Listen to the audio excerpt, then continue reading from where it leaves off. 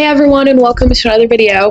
So today I'm actually going to be reviewing a very different book than what I normally do, but before that, so for me it's still December 28th in 2024, but you guys are watching this probably sometime in February, maybe the end of January. I was watching one of Pewdiepie's videos, and I'll have a link to it in the description below if you want to check it out. He's doing a book challenge or book reading challenge in 2025 where he picks one book to read per month, which is really small, and so that's really doable. And he explains the book choices he made and why, and then he has a link to like a Google form, and you can sign up to be a part of the book challenge, and whether you complete it or not, and how he jokes and everything. For anybody who knows Pewdiepie, he's one of the biggest YouTubers that exist, and he kind of jokingly is like, oh, you're going to go on the shame list. And since my cousin and I just started our new podcast, Pens and Paperbacks, I'll have it here as a card. Go subscribe to our new channel. But it's where we pick books off our TBR list every month, and we have to dedicate, it's like a reading challenge. You have to read from that list. You can't choose any other books, and the goal is to like read books on your TBR list, although we keep adding books to our TBR list, but that's beside the point. But we also talk about other bookish news and different like book releases that come up and different topics. We discuss the books as we read them, and it's been a really fun experience, and it's gotten me to reading a whole lot more. And so I thought, since we also do other reading challenges on that channel, I did the spinning wheel challenge where the wheel chose what book I read, and I'm planning some other book challenges as well. I thought I would also do Pewdiepie's reading challenge. So this is me starting off the year reading Pewdiepie's reading challenge. The first book that he chose, which was January's book, it's December 28th. I actually already finished it. So it's Tao Te Ching by Lao Tzu, and I actually listened to it on Spotify, and it's a really short read. So the whole thing was like an hour and 40 minutes. And on Saturdays, I always write my newsletters and send them off. And I was busy like updating our podcast episodes and updating my website and doing all these little work things tonight. So I just listened to it while I worked and got it done in one night, which I'm happy to get ahead. And he did give people permission to get ahead, so that's fine.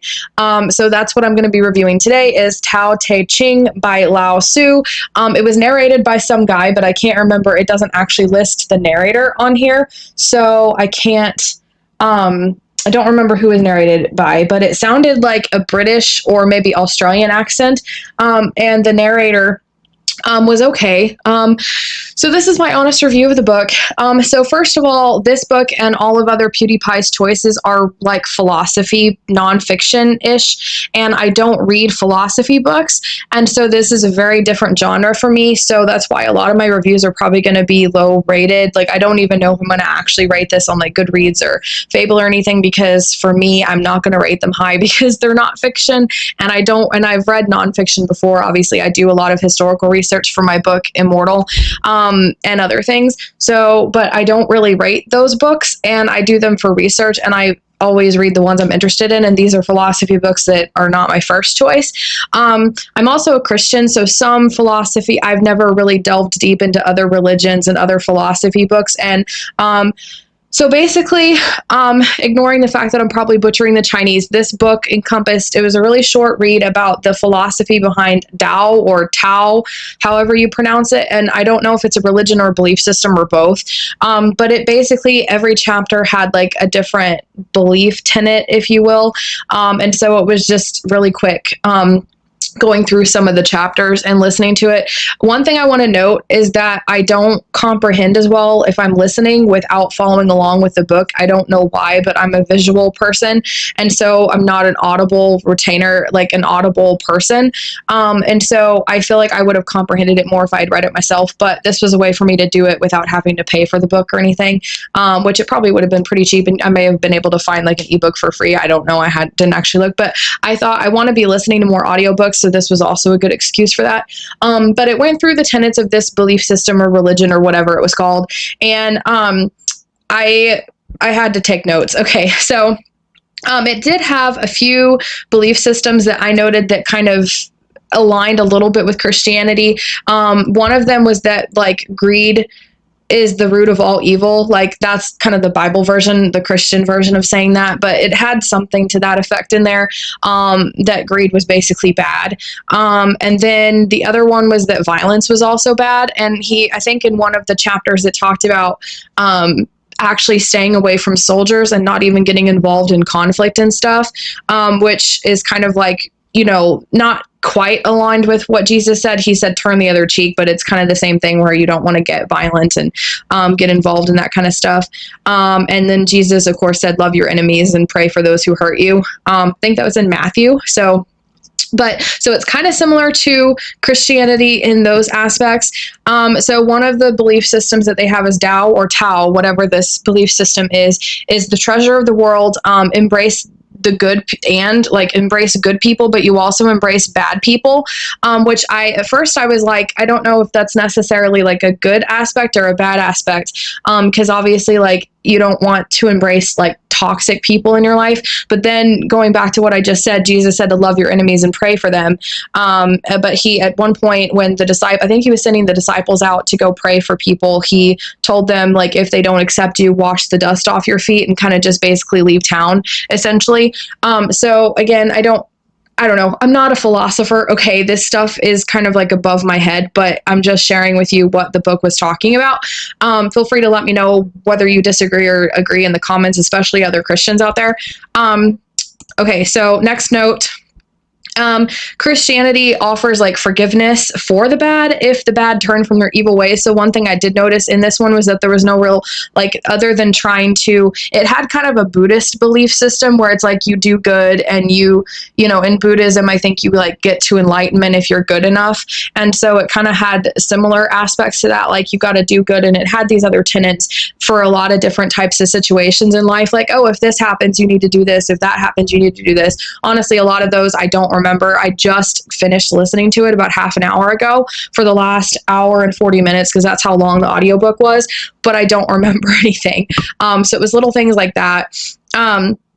So I already said it had a Buddhist belief system about being good, whereas like in Christianity, we can never be good enough for God and it's Jesus who saves us, but you still have to like ask forgiveness and turn from your evil ways. And like, we'll never be perfect because only Jesus was perfect, but we should still strive to like ask forgiveness for our sins. And that's not just like, repentance is not just like saying you're sorry, it's repenting and then turning from that as best as you can. So one quote was like, a journey of 1,000 steps begins at one's feet, which was cool. Kind of like a journey of 1,000 steps begins with the first step kind of thing. And that chapter talked about, you got to set the foundation and start somewhere. Keep in mind, I am really dumbing this down and I'm not a philosopher, so forgive me for being stupid, basically. But this was on the brink of like my comprehension level, especially when it comes to like the fact that I was listening to this instead of soaking in the words and kind of thinking about it for a while. So basically, if again, you have to start somewhere and set the foundation. I don't know exactly what the idea was behind what the foundation is, other than a lot of the chapters there were some points where it was like first person and other times where it was just like listing out the beliefs and the tenets and like do this and do that. But sometimes it was like, I do this or I believe that. And one clear aspect that was like Tao or Taoism, Tao, whatever this is, I don't know why I said Taoism, but Tao or Tao is the treasure of the world, and like it is the main thing. It kind of seemed like to this belief system, it is the right way kind of thing, and the way to, not really the way to heaven, but like some aspects of that. So another belief system that I wanted to point out that was really unusual was like the concept of not having any desires at all, and also not desiring anything that's difficult to obtain or impossible to obtain, because if you never do anything, you'll never fail or lose anything, I think. Forgive me if I'm wrong or understanding it differently, but it was kind of like, basically, if I had the desire for $1 million, I'm not likely to get $1 million. And so I'm kind of wasting my time by desiring that. And so I need to empty myself of unattainable things, which is an interesting thing, but it's like, I mean, we all have hopes and dreams, and I'm kind of a big creative dreamer. So it's like, I don't like the idea of not dreaming for that. And of course, we in Christianity believe in praying, but it's like, God is not a genie to just, God, give me this, God, give me that. And it's about a real relationship with God, with Jesus. And so it's an interesting thing to think about. So one thing that I did like though, this was one of the quotes that was in first person, but it was like the three things that he treasures above all else is love, never too much, and never be the first. And I wanted to really talk about this one because this is one belief system that seemed to align with Christianity a little bit, because the Bible and, the New Testament especially says love is the greatest of all of these. Like Paul lists out a bunch of things like love is, patient, love is kind, love does not boast, love does not envy, all of that stuff.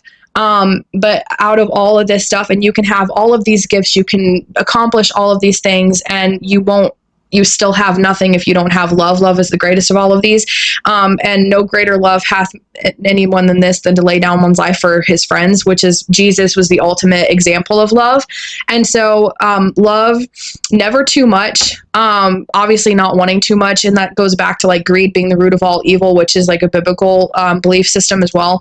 And then never be the first. That reminded me of how in the Bible it says that like the first will be last and the last will be first. And that if you want to be important in the kingdom of God, you need to be a servant and not really want anything. So those three belief systems seem to align with Christianity as well. And then it's heaven's way to take from those who have and give to those who have not. It is man's way to take from those who have not and give to those who have.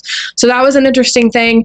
I don't really know whether I agree or disagree with this, but it's basically saying that heaven takes from the rich people and gives to the poor, whereas man tends to take from the poor and give to the rich, which is kind of true because you have taxes and the rich seem to get richer and the poor seem to get poorer. And this year, especially in America, has been really hard financially. So it is kind of like man's way, but the heaven thing is that's not really like God's focus per se. And then he also, one thing that he said that I was like, this is really weird, was that he will trust people who tell the truth, and also he will also trust people who will lie. And I was like, why would you do that? But it was an interesting, and it was kind of like a recurring theme where he'll trust people who will lie, and you embrace people whether they're good or bad, and kind of you're trying to be there for all people. He also had a lot of things where it was because he called them sages, so I guess instead of a priest or a preacher, you're like a sage in this belief system. And so it was you need to empty yourself of everything, and have your thoughts and your what you focus on should be of the people, and different things like that, integrating yourself with the people. So it was kind of embrace everybody kind of thing. So basically, if I had to rate it, honestly, I would rate it 2.5 stars. It wasn't entertaining. I'm doing this for the reading challenge, and I definitely wouldn't have read this on my own if I wasn't challenged to do so. It was interesting to kind of listen to while I worked and just have something playing in the background. So a lot of times I did kind of space out, and I definitely wouldn't have read it on my own. So I'm tempted to go down to 2 stars. Mostly because I can't really analyze how well it was written because I was listening to it. The narrator read really slowly, so that kind of annoyed me. I wish he would, talk faster. I guess I could have sped it up, but it is a philosophy book, so I guess, you take your time so that you can kind of soak in what you're learning or whatever. But yeah, 1-2 stars. I don't know. It's not it's bad. And again, some beliefs did line up with Christianity. So I'm only rating it low just because it's not my genre. It's not my thing, but I'm doing this for the reading challenge. So let me know what you guys think in the comments below. If you liked this video, please be sure to give it a like and subscribe for more writing and reading videos every Monday, Wednesday, and Friday. Also, the next read for February is In the Buddha's Words. So yeah, I don't know if I'm going to get through that one or not, but we'll see. So that's going to be the next one. And in the meantime, if you liked this video and enjoyed my review of this book, then check out my review of one of the books that I really enjoyed this last year, which was Bloodguard. Honestly, it's a fantasy book, and I really enjoyed it. And the book review on it is really fun. I don't actually have another book review that's a philosophy, religious book type thing. So yeah, check out Bloodguard. I enjoyed it. It's a really fun review video, and I'll see you guys next time.